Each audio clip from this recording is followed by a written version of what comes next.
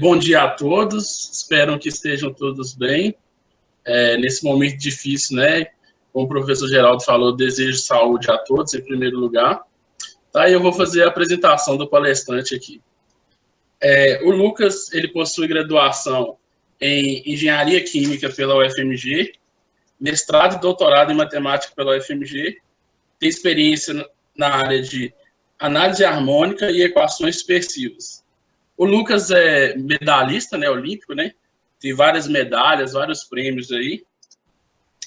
Uma coisa que me chamou a atenção é que o Lucas fala muitos idiomas, né? Entre eles alemão, chinês, japonês.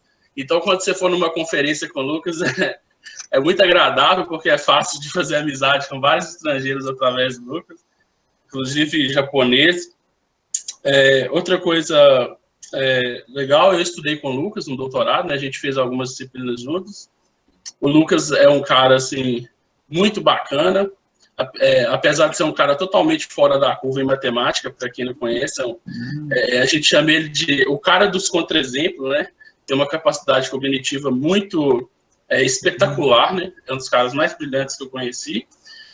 No entanto, é um cara muito divertido, quem conhece, e é sempre muito bom dividir um show com o Lucas. Eu acho que essa aí é a melhor qualidade do Lucas, é sentar e dividir um bom chopp. Então, Lucas, pode dar início à sua palestra, né? Você vai falar um pouco sobre equações dispersivas, né? Espalhamento via estimativas de Moritz para a equação de Schrödinger não linear não homogênea. Tá? Se eu errei o título aí, você pode me corrigir. Então, eu desejo a todos uma ótima palestra. Tá? Muito obrigado, Moacir, pela apresentação. Fiquei até sem jeito agora, né? Mas, se você acertou o título, é isso mesmo. Deixa eu só apresentar ele aqui de uma vez. Vai ser, de certa forma, uma não vou dizer uma continuação, não, porque é um salto muito grande da palestra anterior, né? Embora a gente utilize bastante o conceito da análise funcional. Deixa eu ver se vocês estão... Estou tentando compartilhar a tela aqui. Uma tela cheia aqui. Tá ótimo. Então, pronto.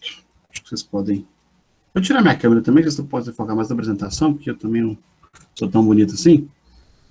Então, nós vamos falar um pouquinho... eu estava falando que seria uma espécie de... Não vou dizer continuação, mas ramificação da palestra que vocês tiveram mais cedo aí. Porque, querendo ou não, a gente faz uso de espaços toda hora, né? De análise funcional, de desigualdades. Inclusive, a palestra hoje vai ser sobre desigualdades. E um pouco da continuação desse mini curso que o Mikael tá dando aí. Ele apresentou ontem, né? Vai apresentar amanhã também um pouco sobre a equação de Schrödinger. Então, aqui vai ser uma palestra um pouco mais técnica, mas para vocês também verem onde que isso aplica diretamente na área de pesquisa, né? Porque vai chegar uma hora que quem é matemática e informação aí, que eu já percebi que tem matemáticos e informação aqui também nessa plateia, né? Vocês vão ver que, eventualmente, a gente vai ter que sair dos livros, né, e passar para os artigos.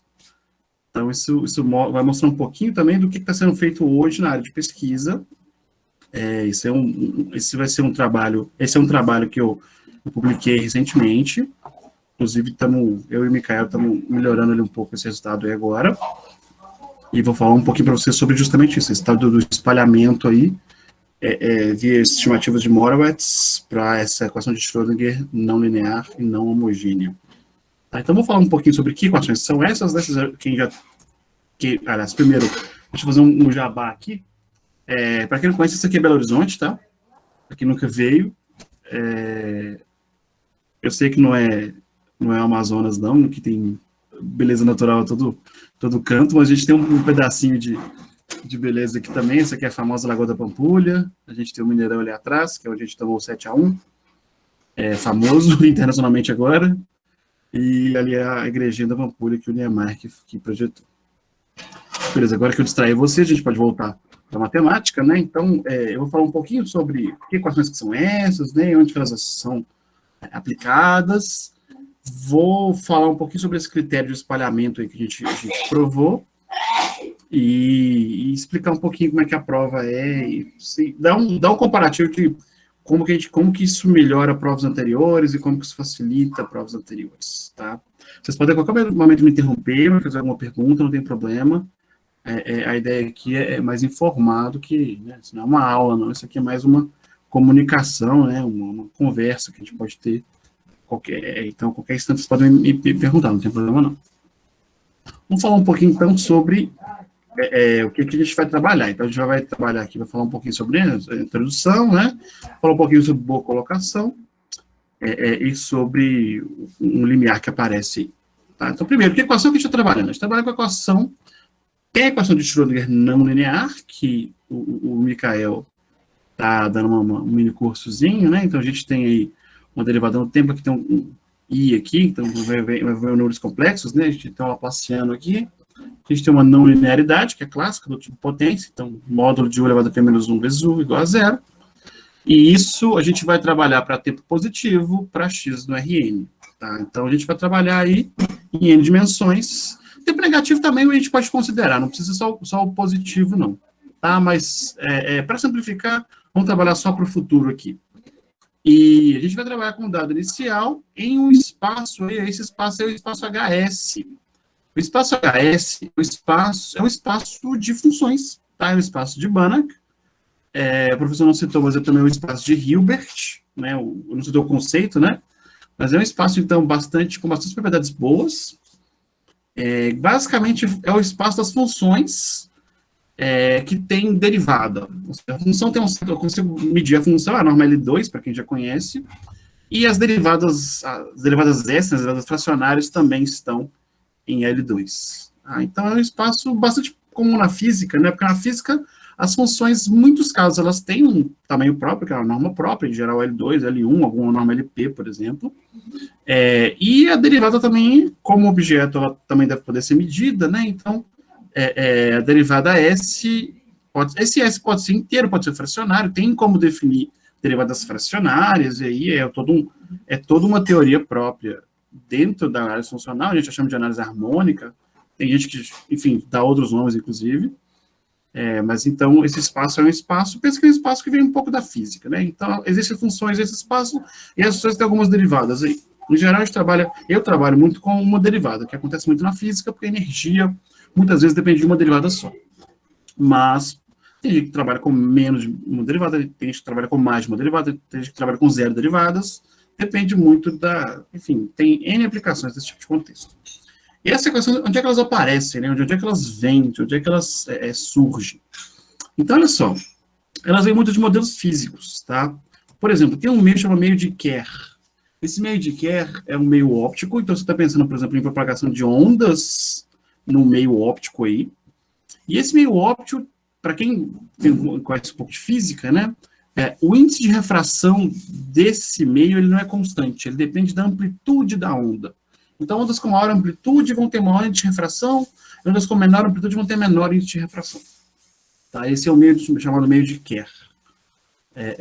E quando você modela a propagação de ondas nesses meios, a gente chega na equação do tipo Schrödinger, que é essa equação que está aí. A gente tem esses chamados waveguides aí, que é basicamente... Também tem a ver um pouco com óptica, também tem a ver com um pouco com comunicações, né? Quando vocês trabalham quando vocês têm em casa, ou que às vezes não tem, né? Internet de fibra óptica, né? Tem internet via satélite, tem internet via ADSL, que é aquele cabo coaxial, por exemplo, e tem a fibra óptica, que é o caso aqui, em que a informação deve percorrer longas distâncias, né? Eu tenho um provedor ali, eu tenho um cliente que está na casa dele, e ele quer receber a internet. Então, eu tenho que projetar uma onda que viaja numa fibra ótica, uma distância muito longa, de preferência infinita, né, teoricamente, ou seja, a princípio não precisa ter limite superior para a minha distância, que essa onda vai percorrer. Eu quero que a informação chegue bem para esse cliente aí. Então, quando eu vou modelar a propagação nessa fibra óptica, por exemplo, eu acabo chegando no caso de Schrödinger, né, que também é esse exposto na optical fiber aí. E também, para não ficar só na óptica, tem vários contextos no qual a equação de Schrödinger aparece, por exemplo, em algumas equações de ondas de água, aparece também até na relatividade, né? Então, a gente tem esses condensados aí de Bose-Einstein, que na verdade são um pouco mais voltados para a quântica que para a relatividade, mas eles aparecem aí quando a gente trabalha com alguns problemas específicos, tanto de relatividade quanto de quântica, essa equação também, ela pipoca, ela aparece naturalmente. Então, são N contextos da física que essa equação aparece, por isso que ela acabou se tornando tão importante. A gente trabalha com uma versão um pouco diferente, porque essa equação de Schrödinger clássica, ela trabalha como se o meio fosse homogêneo, como se o espaço inteiro fosse o mesmo. E não necessariamente é exatamente isso. Então, por exemplo, a gente pode ter uma modificação, que é a equação de Schrödinger não linear. A gente tem um termo aqui, ó, e esse termo aqui, nesse nosso caso, seria 1 sobre x elevado a b. Esse termo ele diz que o espaço já não é homogêneo.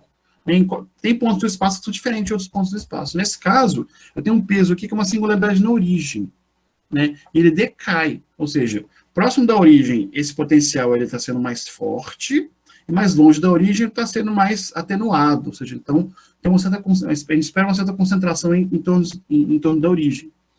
Isso acontece, por exemplo, pensa numa fibra ótica, né? Eu não espero que o sinal ele tenha amplitude infinita, né? Eu espero que ele se concentre num pedacinho do espaço e que ao longo do espaço ele decaia, né? Então é uma situação, por exemplo, natural que aparece. Esse problema também aparece em algumas aplicações na física, nos quais eu tenho que esse caso particular aparece, mas também tem casos gerais nos quais, em vez de 1 sobre x elevado a b, eu tenho uma função aqui qualquer, v de x, e aí, dependendo das características dessa função, eu tenho um problema diferente. Tá? E ele aparece justamente quando eu tenho um meio não homogêneo, né, e qualquer variação não homogênea desses fenômenos modelados pela equação de Schrödinger não linear clássica. Tá? Beleza, então esse é o nosso modelo aqui que a gente vai trabalhar. E a gente tem que entender, toda vez que a gente fala de ADPs, né, que é uma equação diferencial parcial, tem derivada no tempo, derivada no espaço, a gente tem que falar sobre quando é que o problema é bem colocado, né, quando é que tem boa colocação. E, além disso, a gente tem que falar, na física, a gente tem algumas propriedades que são conservadas, né? Nesse caso particular, a gente tem aqui que é nessa massa, se eu pego a solução e calculo a norma L2 dela, ou seja, eu levo ao quadrado e integro, e quando eu integrar no espaço, tá, a gente começa, quando a gente forma, né, a gente faz cálculo 1, tem que pôr o dx, né, tem que pôr o dx e o mais c, né? Depois a gente vai ficando mais velho, a gente vai ficando preguiçoso, então a gente vai começando a omitir a variável de integração aí. Quando eu integro aí, nesse caso, quando eu falo integral de u de t ao quadrado, eu estou integrando na variável espacial, tá? Então, quando eu integro no espaço ao quadrado, eu chamo isso aí de massa, e a minha equação, tanto as duas, né, tanto a Schrödinger homogênea quanto a não homogênea, elas conservam essa massa aí. Para quem estudou um pouquinho de quântica, né, a gente pensa que essa U aí pode ser interpretada como sendo aquela função de onda, né, dos meus objetos descritos pela mecânica quântica, e justamente quando eu levo ao quadrado, tiro o módulo levo ao quadrado, seria a densidade de probabilidade, no qual depois eu integro, eu vou ter, então, a probabilidade do espaço inteiro, né? Então, em geral, na quântica eles normalizam isso aí para 1, mas se você não quiser normalizar, a gente sabe que ser pelo menos constante ao longo do tempo. A gente também tem a energia. Na energia, no caso da Schrödinger clássica, eu tenho aqui uma derivada, também tem um gradiente aqui ao quadrado, e tem uma norma que vai levar a P mais 1. Isso aqui é uma norma LP, uma norma L2+, mas a gente tem uns teoreminhas que relacionam normas LPs com normas da derivada, que a gente chama de desigualdade de Sobolev, que acabam tendo um papel importante aqui nesse problema.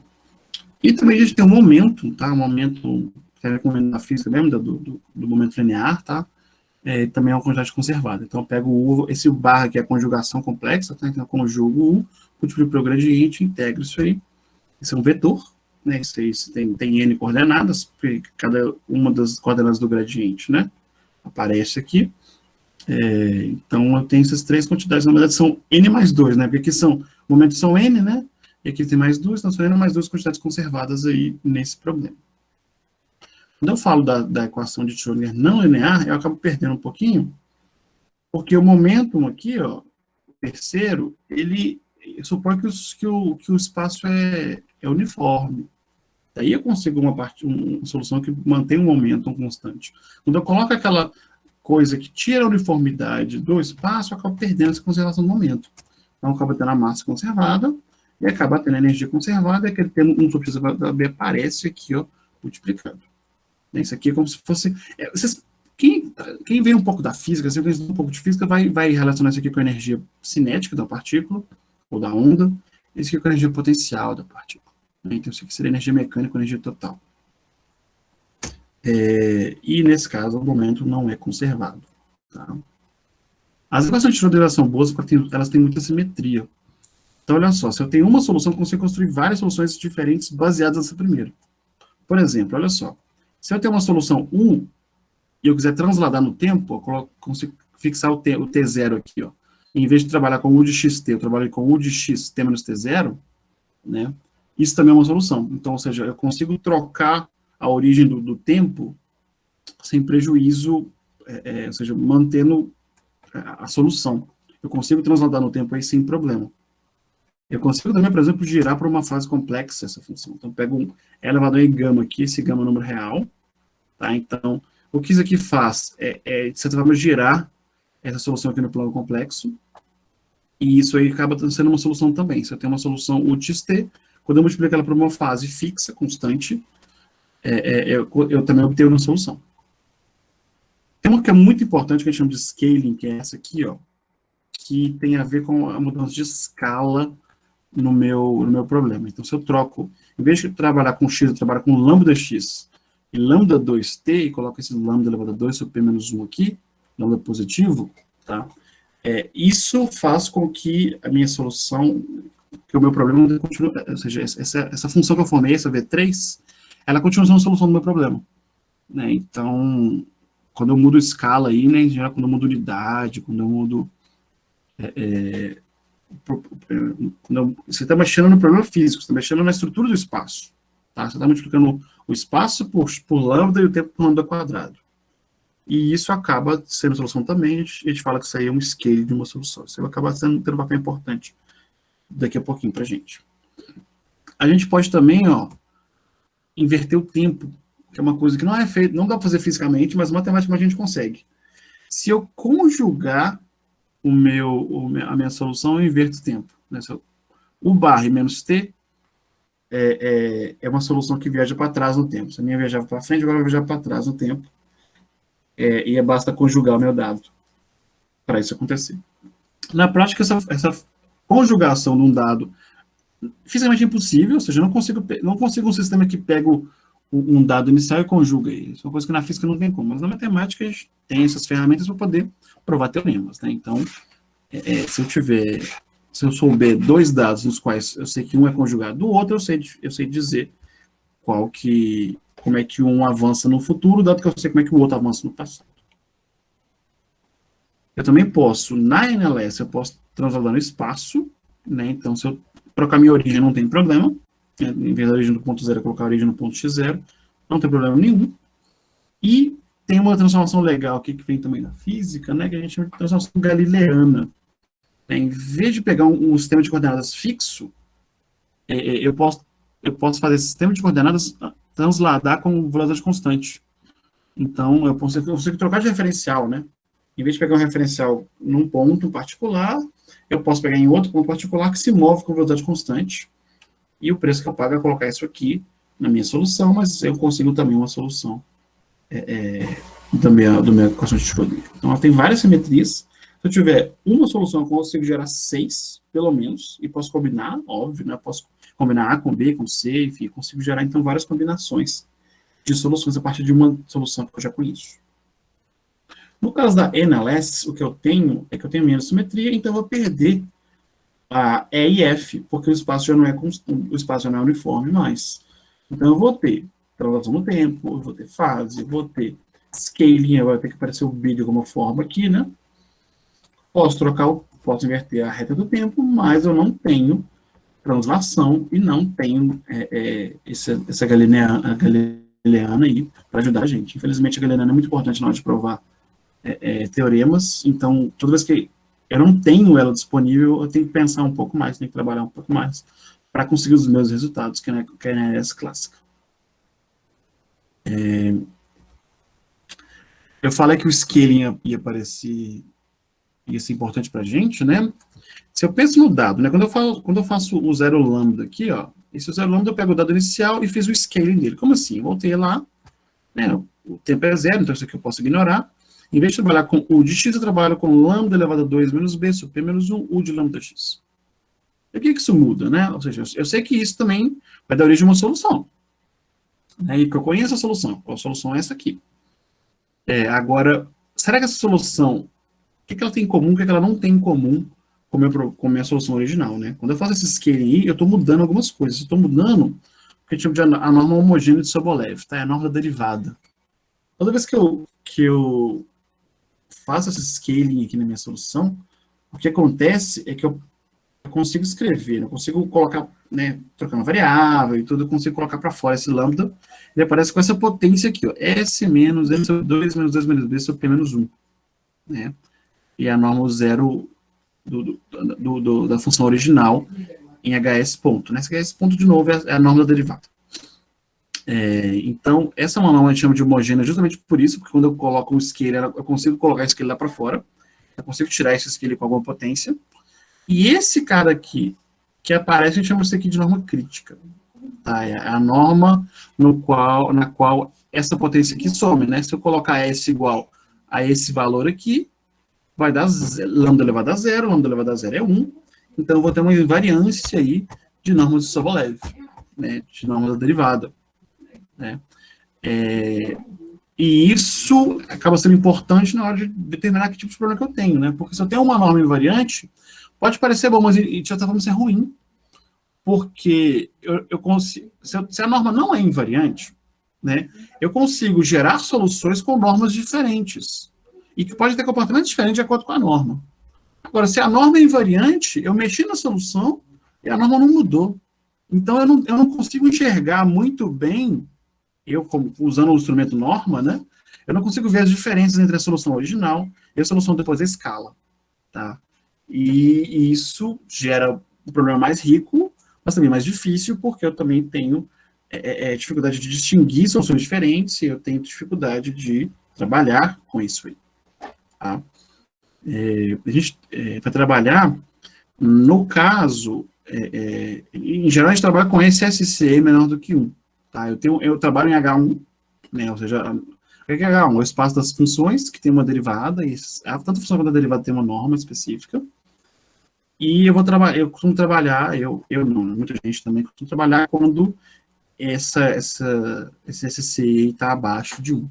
Quando ele vira igual a 1, eu vou ter um problema diferente, um problema que chama de crítico, no certo sentido, que tem vantagens e desvantagens. Tá? Para quem trabalha com a Schrödinger, para quem já tem uma boa familiaridade, é o mesmo SC da Schrödinger, se eu colocar o B igual a 0. Se eu matar a singularidade, eu volto. Ou seja, não tem nenhuma descontinuidade nesse sentido, não. Basicamente é só ajustar aí, colocar B igual a 0, eu recupero tudo que a Schrödinger clássica tem. Então, de alguma maneira aí, eu posso pensar nesse problema como sendo um tipo de generalização da Schrödinger clássica, né? Porque se eu colocar esse B igual a 0, eu estou recuperando a informação que eu já tinha anteriormente. Beleza. Agora, quando é que esse negócio aí é bem colocado, né? Ou seja, eu quero saber quando é que esse negócio tem solução, porque às vezes não tem. Né? Às vezes não tem, às vezes a solução é ruim. Então, se foi provado, né? Para Schrödinger foi provado lá em 79, que começaram a estudar a Schrödinger clássica um tempo atrás. A não homogênea acabou vindo um pouco mais recentemente, em 2010. B igual a 0 é a Schrödinger clássica, B maior que 0, e nesse caso entre 0 e 2, é a Schrödinger não homogênea. Né? Para B entre 0 e 2 e para P, nesse intervalo louco aqui, né? Que pode até infinito se a dimensão for baixa, mas que tem um limite se a dimensão for alta. Então, eu tenho uma boa colocação aí. Para quem estava no Michael, ele deve ter enunciado o que é boa colocação para a gente, mas basicamente a solução existe, é única, e em alguns casos a gente consegue provar até continuidade com relação ao dado inicial. Girão não provou isso não, Girão só provou extensividade, tá? E essa condição, igual eu falei, a gente trabalha com esse menor que 1, né? É um problema subcrítico. Então, basicamente, isso aqui só me garante que eu estou nessa condição aqui. Se eu chegar a ser igual a 1, o problema é crítico, e a teoria é outra, é outro tipo de ferramenta, enfim, muda bastante o approach aqui. Como eu comentei, não chegaram a provar, o GNU, por exemplo, no caso da Schrödinger, não chegou a provar que o dado inicial é contínuo, né? Ou seja, o que significa continuidade com relação ao dado inicial? Se eu pego uma solução, eu pego um dado inicial, eu tenho uma solução. O que eu quero é que se eu tenho um dado inicial próximo, eu tenho uma solução próxima também. Né? Eles não provaram isso aqui nesse contexto, não. No caso da NLS, isso veio um pouco depois. Isso veio com o Carlos Guzmán, que está na UF agora. Se eu limitar um pouquinho, antes eu permitia o B de 0 e 2, agora eu vou permitir um pouco menos. Em dimensão grande eu vou permitir ele até 2, na dimensão pequena eu vou permitir ele sobre 3. Né? E depois vinha um outro pesquisador aí que generalizou em alguns casos particulares. Né? Se isso acontece, então minha solução, além de estar em H1, né, está num espaço bem louco aí, né, no espaço Sobolev aí, no espaço-tempo, então eles provaram continuidade, ou seja, provaram que se eu tenho um dado inicial próximo, eu tenho uma solução próxima à medida que eu avanço no tempo. Tá? Esse espaço aqui é importante para provar o que a gente quer provar, que é o tal do scattering, que é o tal do espalhamento. Esse aqui é o espaço Sobolev, que fala que eu tenho uma derivada em LR aqui. Né? Então, tanto a função quanto a minha derivada estão num certo espaço, né? E também, quando eu olho no tempo, também tem uma outra integração aqui. Então, são espaços que a gente costuma trabalhar bastante na área de EDPs, que são espaços de funções, tá? Que são espaços que estão incluídos lá na análise funcional. Tem dimensão infinita, são espaços de Banach. Então, a teoria continua aqui. E para a gente vai... O que significa esse espalhamento para a gente? Né? Espalhamento é o seguinte, a nossa equação é chamada equação dispersiva. Então, eu não estou querendo ser redundante com o Mikael, não, ainda mais que isso aqui parece ser uma palestra um pouco mais focada num pedaço da teoria, mas a gente fala que uma solução ela se espalha se ela se aproxima de uma solução linear. Como assim? A solução linear da equação de Schrödinger, se eu ignorar aqui, ó, se eu ignorar a não linearidade, vamos supor que eu não tenho esse termo aqui, ó. Ignora, não existe, mata ele. Tem só isso aqui igual a zero. Isso é uma equação linear, é uma EDP linear, e que a solução a gente consegue mostrar que ela escapa de qualquer bola, ela se espalha. Então a solução podia estar concentrada, mas ela vai se espalhando ao longo do tempo. A massa constante, ou seja, a norma L2 permanece constante, mas ela vai baixando a altura dela e vai aumentando o suporte. Né? Então ela vai se espalhando ao longo do espaço.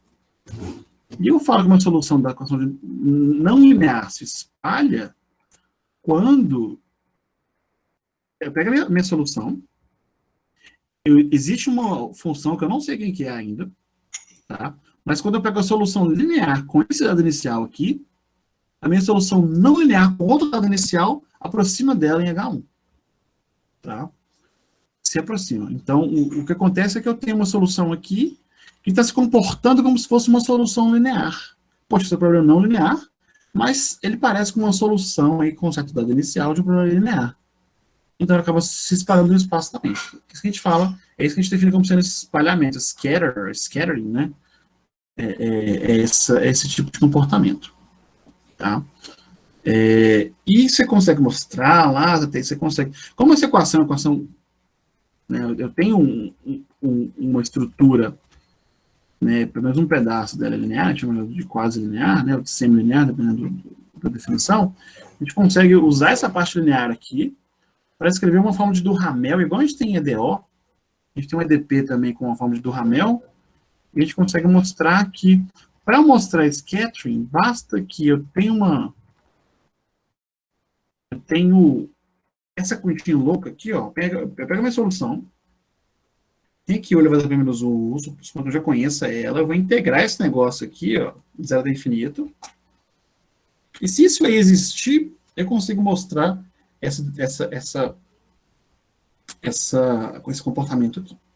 Tá? Se existir. Então, tem que mostrar que esse negócio existe. Então, tem que mostrar que essa integral faz sentido. Se essa integral faz sentido, eu tenho que, de alguma maneira, limitar o que está aqui. Eu tenho que entender como é que esse cara aqui se comporta no espaço-tempo para poder fazer essa integral, porque às vezes a integral não converge, né? Pode ter que ela divirja. Igual, por exemplo, no cálculo, a gente tem lá, tem integrais que são convergentes, tem integrais que não são, né? Até mesmo no cálculo 1, quando a gente vê integrais impróprias. Então, eu tenho que só me certificar que essa integral aqui, que é uma integral, olha só, eu posso parecer uma coisa bem trivial, mas essa integral é uma integral no espaço de Banach, tá? Então, ela é um pouquinho, ela tem características em comum com a integral que vocês viram, integral de Riemann, talvez a integral de Lebesgue, não sei como é que vocês estão. Só que ela é definida no espaço de Banach aqui. Então, tem esses duas, estão no espaço de funções. Então, tem uma definição própria aí, e é adaptável, mas só precisa entender o que nós estamos fazendo aqui. E quase como se fosse uma série infinita no espaço de Banach, que na verdade é uma integral imprópria no espaço de Banach. Dá para definir tudo isso aí.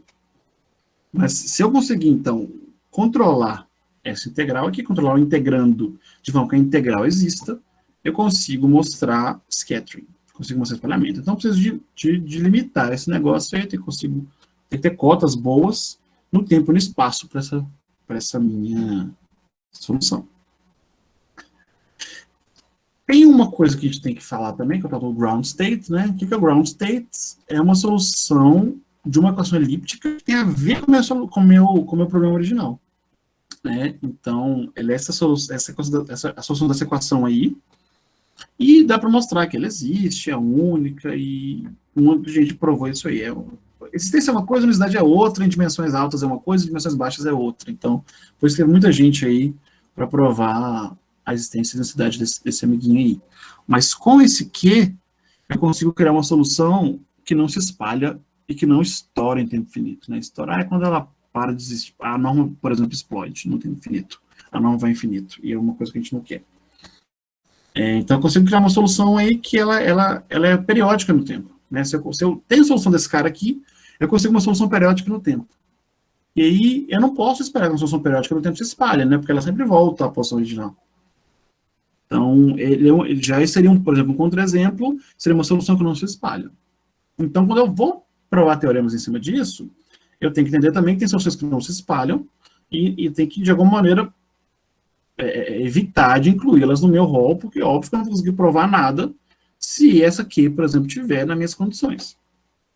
Tá? Então, por isso que a gente define, eu vou pular isso aqui, a gente define que o tipo de massa e energia, tá vendo? Eu vou ter aqui, eu vou normalizar de alguma maneira a massa e energia do meu dado, tem energia cinética também, que é com gradiente, então de alguma maneira eu vou só normalizar esses caras aí, tá?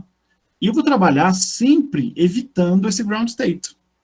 Eu vou evitar ele, porque ele não espalha, então se eu quero provar o teorema de espalhamento, eu não posso incluir ele nas minhas condições. Então eu vou trabalhar, olha só, com massa e energia menor do que 1. Por quê? Quando ela for 1, se eu colocar o Q e o Q aqui, vai dar 1, exatamente 1. Então eu quero trabalhar evitando o Q. Eu quero que isso aqui, por exemplo, seja menor do que 1. Menor por quê? Porque menor é mais fácil trabalhar com maior. Maior dá um pouquinho de trabalho também. Enfim, a gente vai aumentando a complexidade. Então a gente trabalha abaixo, a gente trabalha inclusive em cima e um pouco acima também. Mas hoje vai ser focado no que acontece abaixo desse ground state. Então sempre que eu tiver aqui menor do que 1, né, dimensão 1, S de 0 e 1, eu consigo classificar minhas soluções em dois tipos.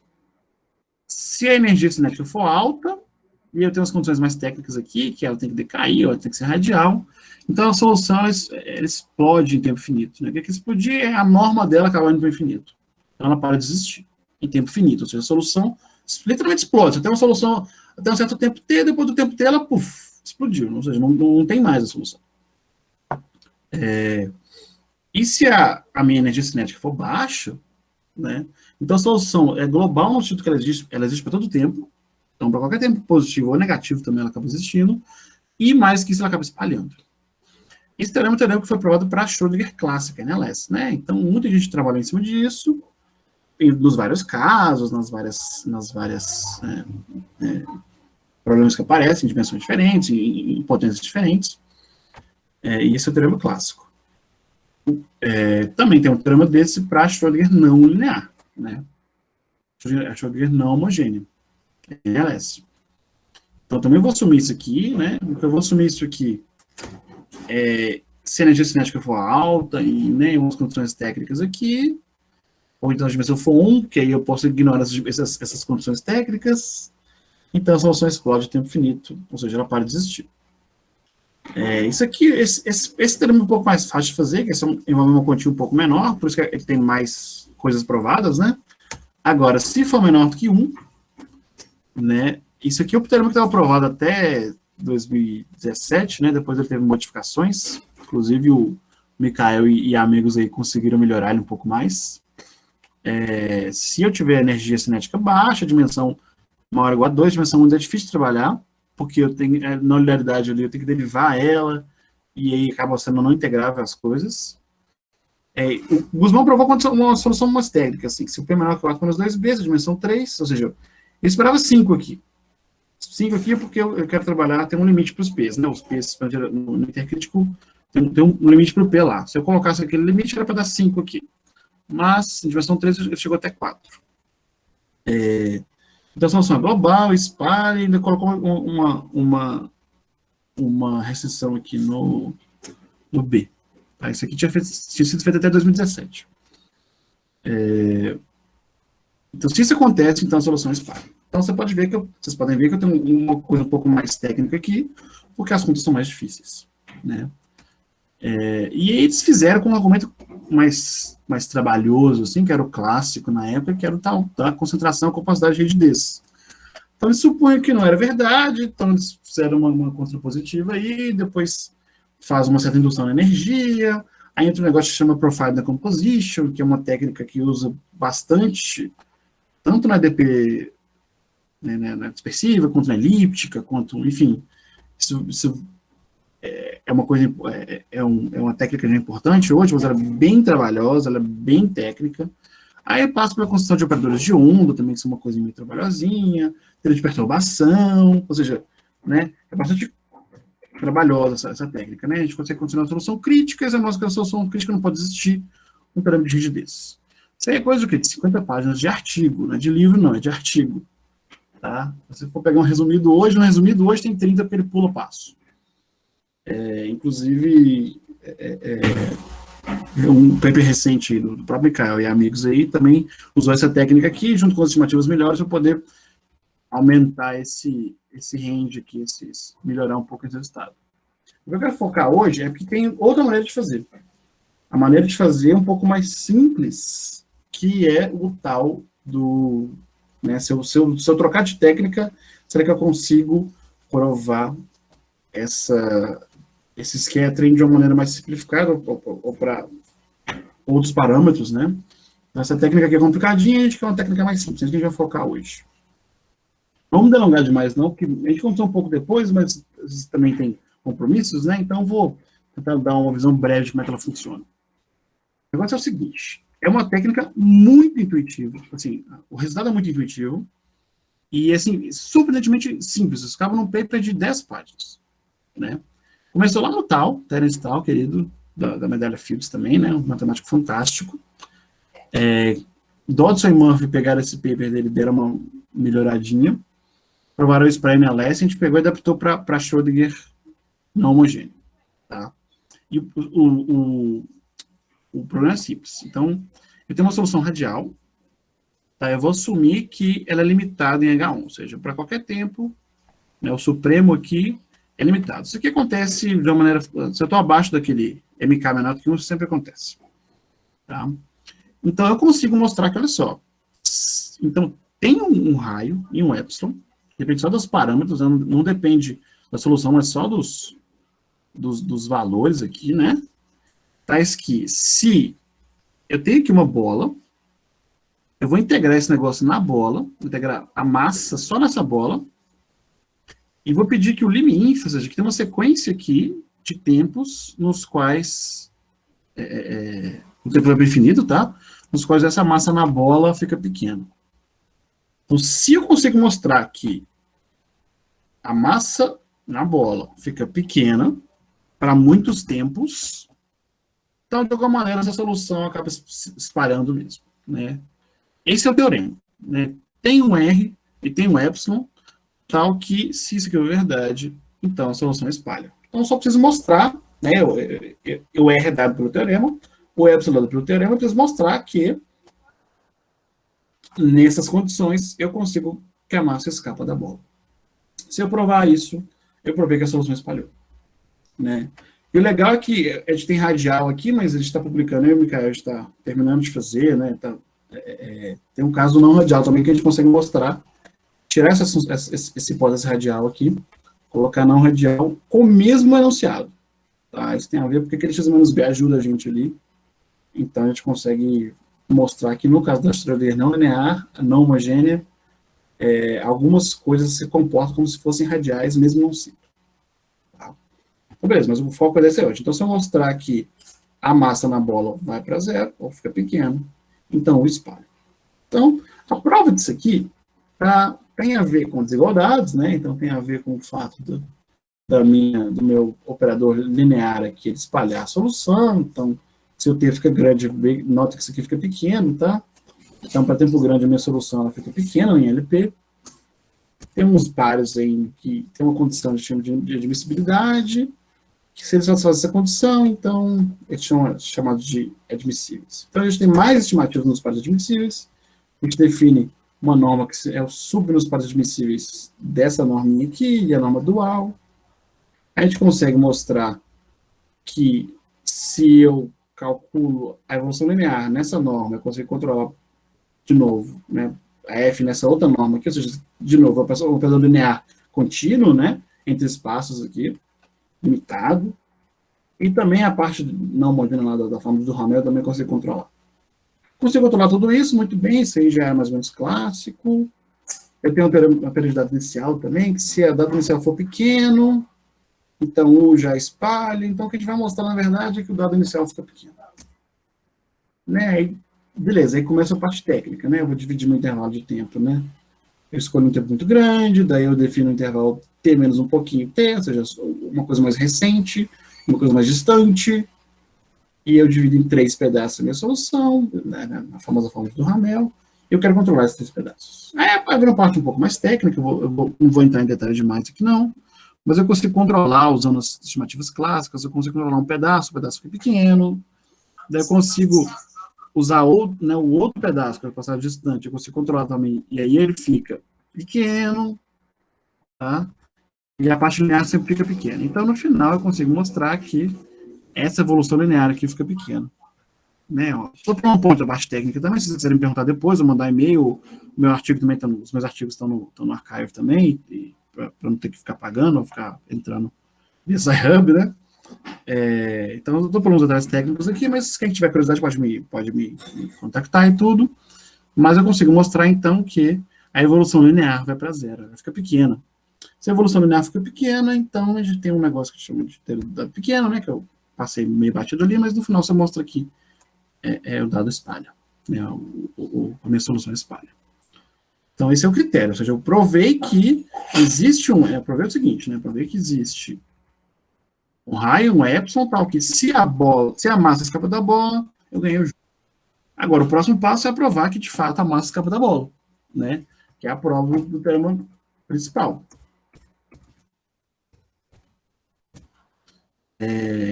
Então, o que a gente mostrou foi que para a dimensão 2 e acima, qualquer P no intervalo intercrítico, qualquer B, a gente melhorou um pouquinho o B também, era N sobre 3 e 1, agora N sobre 2 e 2. Né? Se isso aqui acontece, então a solução é global e se espalha nas duas direções do tempo. A gente pediu radial aqui, logo depois veio, né, o Micael, aí veio o Safarab, o Murphy e o Guzmán provaram, tiraram o radial usando o Profile Decomposition, e agora eu e o Micael estamos terminando um paper aqui que, na verdade, a gente tirou o radial usando essa técnica também. Então, a gente consegue mostrar que, comparar basicamente as duas técnicas. A gente consegue agora entender o poder de cada uma delas. E como é que eu provo esse teorema 2 aí? Eu provo esse teorema 2. Isso aqui é só explicando que estendeu. A gente começa a trabalhar com a tal da coercividade local, né? Se é menor do que 1, eu coloco um delta aqui, né? Se eu coloco um delta aqui eu posso assumir só menor ou igual a 1. Se isso aqui já acontece, e esse φ, pensa que é um corte, né? Esse φ é uma coisa que tem um suporte numa bola. Então, ela é 0 fora de uma bola e 1 dentro de uma bola menor ainda. A gente chama de bump function, por exemplo. Né? Se isso aqui acontece no dado inicial, eu consigo mostrar que no que eu cortei essa função de alguma maneira, né? Eu peguei a solução, multipliquei por φ, ou seja, cortei, eu consigo mostrar que a energia cinética desse negócio aí fica pequena. Mesmo eu tirando um pedaço ali, que pode aumentar o gradiente, né? Porque eu tenho que descer, né? No que eu desço, tem uma derivada que em módulo fica grande, né? Mesmo assim, eu ainda consigo mostrar que a energia cinética não fica tão grande assim. Então, eu vou trabalhar com soluções aproximadas, em vez de trabalhar com a solução original, de alguma maneira eu vou trabalhar com uma coisa que não é solução, que é o φr vezes AU, mas que vai ter propriedades boas também. A gente mostra também que se eu pegar a energia desse cara aí, né, a energia desse cara tem a ver com isso aqui, eu consigo controlar só por um pedaço aqui, a gente chama de coercividade local também, ou seja, isso aqui é uma coisa grande e controla uma coisa pequena. Então, eu quero controlar isso aqui para poder ganhar o jogo. Então, isso aqui é uma desigualdade reversa. Né? Se em geral a gente fala de continuidade por um lado, a gente fala de coercividade e desigualdade do outro lado. E a gente usa o que a gente chama de desigualdade virial, ou de identidade virial, que se eu defino essa quantidade louca aqui, que no final tem um significado físico, eu sei derivar ela, eu sei o que dá. Quando a gente mistura isso tudo, cozinha isso tudo, né? A gente cozinha isso tudo, define um peso esperto. Quando eu defino um peso esperto aí, eu consigo controlar esse derivado aí, e eu consigo trabalhar em cima do que eu estou buscando. Tá? No final, eu consigo provar isso aqui. Eu consigo provar que, beleza, pega esse virial aqui, tem um Azinho que é um peso, né, coloca esse peso louco aqui que é x2 ou x, ele começa quadrático, mas ele depois termina linear, né, mais o crescimento linear, né, e eu consigo mostrar, então, que essa integral aqui na bola, e tem uma média no tempo, eu consigo cotar dessa maneira aqui. Muito louco. Né? Tem um R em cima, tem um R embaixo, tem um tempo embaixo. Mas se eu escolher R tempo bem escolhidos, esse cara acaba indo para zero. Se eu escolher esse Rn aqui, como sendo essa coisa, você consegue colocar, se você substituir isso aqui, ver que essa conta vai dar isso aqui, e se eu pegar o Tn para infinito, eu consigo mostrar que isso aqui vai a zero, então essa conta aqui vai a zero. Então, na prática, eu consigo mostrar com esse virial nosso aí, que a média no tempo de uma norma LP no espaço, na bola, vai a zero. Olha só, eu quero provar que a massa escapa. Eu estou provando que a norma LP, na média, escapa. Então, eu estou quase lá. Estou quase lá. Mas, agora vocês conseguem até completar o argumento. Por quê? Porque agora eu vou usar o teorema do valor médio. Se a média aqui vai para zero, então tem um TNzinho aqui, no qual, né, quando eu coloco o TNzinho aqui, vai para zero. Né, se a média vai a zero, para cada TN maiúsculo que eu coloco um TN minúsculo, né, no qual a integral de 0 a t sobre t é só a função lá dentro calculada naquele TN minúsculo, né, eu consigo mostrar que isso aqui vai a zero. Esse raio continua para o infinito e esse TN vai infinito. Então, agora, esse R aqui é dado no teorema 1. Eu sei que no teorema 1 tem um raio aqui que eu quero controlar. Como é que eu vou controlar?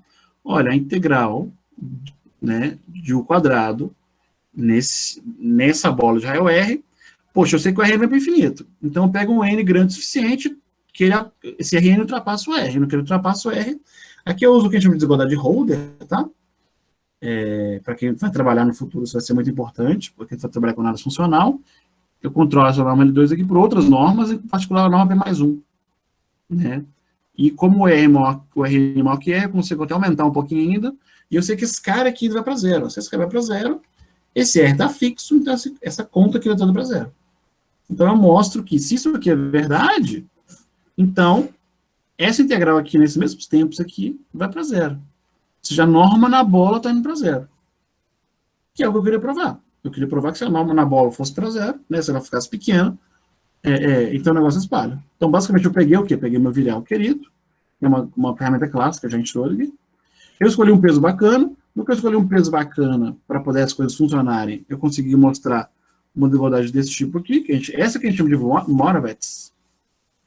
Com ela, a gente mostra que a norma LP na bola, em bolas cada vez mais, vai para zero, logo, a massa na bola também vai a zero, e como eu tinha o teorema lá, garantindo que você tem scattering, então a gente acabou de provar scattering em 15 minutos. Óbvio que é um pouquinho mais complicado que isso, mas é 15 páginas também, se vocês quiserem dar uma olhada, conversar comigo, até com o próprio Micael amanhã. Eu, pelo menos, estou aberto, mas eu acredito que ele também esteja. né? Não vou me delongar mais, não. Eu vou agradecer a todos pela audiência, né? E se a gente tiver alguma pergunta, algum comentário, eu estou à disposição. Então, Lucas, muito obrigado pela palestra. Agora a gente vai abrir para perguntas. O pessoal pode se manifestar, perguntas, qualquer pergunta são bem-vindas.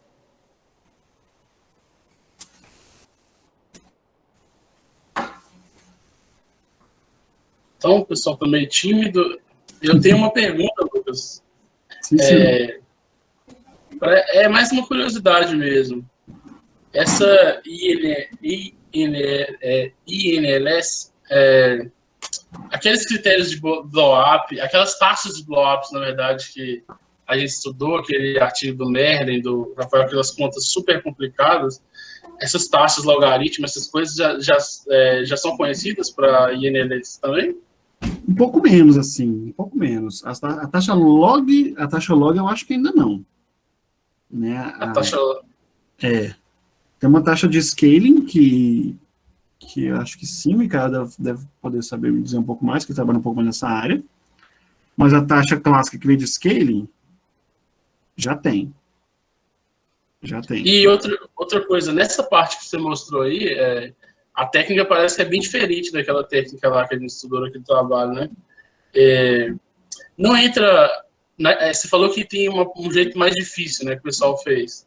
Uhum. Aquelas coisas da estrutura daqueles operadores, a estrutura espectral, o espectro essencial, essas coisas não entram no jogo, não? De alguma forma, do outro jeito? Ou... Nossa, na rota clássica acaba entrando no espectro, não. Acaba entrando só mais a parte ligada ao Profile Decomposition. Que tem que pôr a solução em soma de outros carinhas que são mais ou menos conhecidos.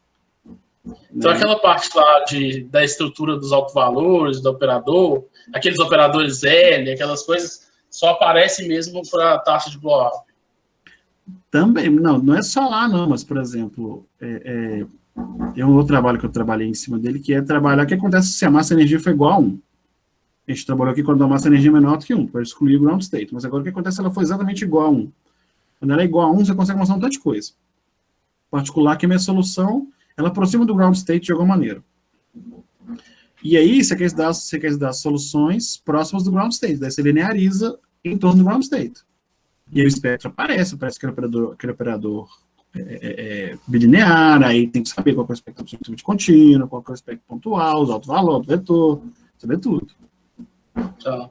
E só para fechar, essa noção de espalhamento que você fala, é espalhamento mesmo, né, vamos dizer assim, da área da função, né? Imagina, você começa com a função característica, ela está concentrada ali a área dela, né? Imagina a função apenas meio característica desse intervalo. Aí depois o tempo passa, essa coisa pode ser uma coisa que a área continua sendo 1, né? Imagina que a área continua, só que ela está espalhada no plano, né? Sei lá, pode ser uma coisa, imagina, gaussiana, né? Que agora tem área espalhada pela reta toda. É essa noção mesmo, né? Só para... quando você fala área, você está falando a norma de 2, talvez, né? A área não, é só para ter uma noção geométrica. Porque a norma de 2 ela se conserva, né? Ou seja, a integral da evolução ao quadrado conserva, né? Eu até mostro aqui, ó. Quando eu falo espalhamento, isso vem basicamente dessa desigualdade aqui, ó. Você tem aqui que a norma LP da evolução linear, pensa que é a norma infinito, por exemplo. Bota infinito aqui, da L1 aqui.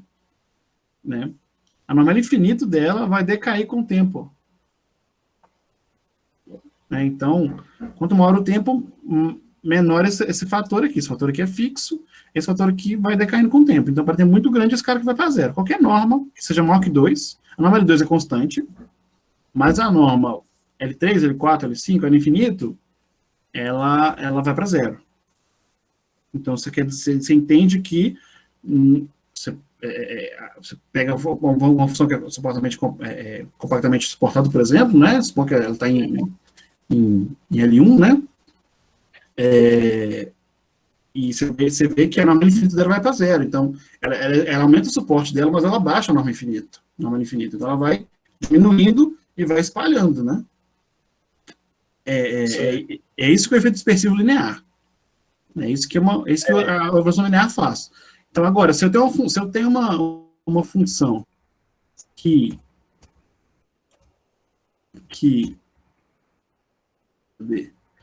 se aproxima de um negócio desse tipo, né? Em H1, então ela também está espalhando, né, de alguma maneira, né? Sim.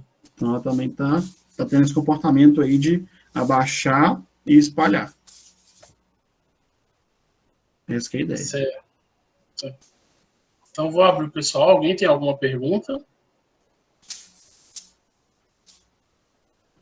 O pessoal já está cansado, todo mundo. Júlio? Primeiro, parabenizar aí pela palestra, né? Muito boa. A minha pergunta, na verdade, é se tem alguma coisa direcionada para a variedade riemanniana, né? Sem ser o RN, porque aí tá o RN, né? A base do cálculo todo. Mas tem alguma mudança para alguma variedade onde você mexe na métrica da variedade? Se resultados continuam, se tem alguma coisa nessa direção? Olha só, eles continuam sim, só que eles ficam muito mais difíceis, porque a parte da métrica ser flat, ela facilita um tanto de resultado, em particular para problema linear. O primeiro problema nosso é o problema linear. O problema linear, como é que ele fica em variedades, por exemplo. Né? E quem trabalha com isso hoje são os alunos do Jaime ali da USP. Ele tem uns alunos que estão trabalhando com isso, né? Então, se você conseguir provar, o que você conseguir provar linear para a variedade, você consegue ver se consegue adaptar para a parte não linear. Mas o primeiro passo, a primeira dificuldade, por exemplo, é a parte linear. Não precisa nem trocar a métrica, não. Olha só. Pega uma métrica flat, mas no toro. Ou seja, pega uma coisa periódica. Você tem lá 0, 1, aí você cola 1 no 0 e pensa que é periódico. Não precisa nem trocar, não precisa nem colocar curvatura, não. E isso já atrapalha. Atrapalha porque, olha só, se eu tinha o RN, quando o RN... Porque o RN não é compacto, o que a gente tem é que as frequências elas podem espalhar. Né? O dual do RN e o RN também, né? Você pega o Fourier, por exemplo, né? Eu trabalho de RN e RN. Então, as frequências elas conseguem espalhar, no que as frequências espalham, você ganha suavidade, por exemplo. Você fala que é o efeito suavizante que acontece. Tá? Se eu tenho uma variedade compacta, mesmo flat, mesmo a métrica flat, não tem como a frequência espalhar, ela tem que ficar lá rodando em torno do toro mesmo, em torno do que você tiver ali, e isso já dificulta, por exemplo, obter suavidade. Então, a parte do compacidade ou não da minha variedade impacta, e do curvatura também acaba impactando em como é que essas frequências vão viajar. Mas tem resultado sim, já tem gente trabalhando em cima disso, já sim.